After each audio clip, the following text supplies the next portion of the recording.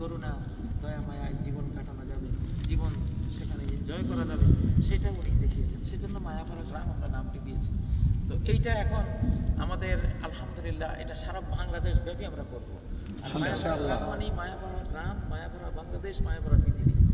আর মায়াপাড়া গ্রাম বলতে গোটা পৃথিবী বোঝাচ্ছি, যেহেতু এখন পৃথিবীটা একটা ভিলেজ, একটা গ্লোবাল ভিলেজ প্রযুক্তির কারণে। তো আমরা চাই যে আমাদের পৃথিবীতে কোনো বোমা থাকতে পারবে না। আমরা প্রথমে কাউকে বোমা মারতে দেব না, আমাদের কোনো মুসলিম রাষ্ট্রকে তোমরা প্রথম কাউকে মারবে না। যদি কেউ তোমাদেরকে প্রথমে মারে তখন তো জান বাঁচাতে হবে, কিন্তু এক পর্যায়ে আজ থেকে কয়েক বছর পরে কোনো বোমাই রাখবো না আমরা পৃথিবীতে।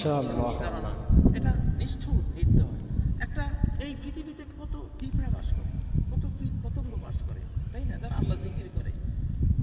পিঁপড়ারা উম্মাতুন মিনাল উমামি তুসাব্বিহ, এই পিঁপড়া নবীজি বলছেন যে এরাও মানব জাতির মতো একটা জাতি, আল্লাহ তাসবিহ জপে। তাহলে তুমি একটা মানব শত্রুকে দমন করার জন্য একটা বোমা ফাটিয়ে দিলে সেটা করলো কি কোটি কোটি আল্লাহ নিরপরাধ সৃষ্টিকে মেরে দিতে পারবে।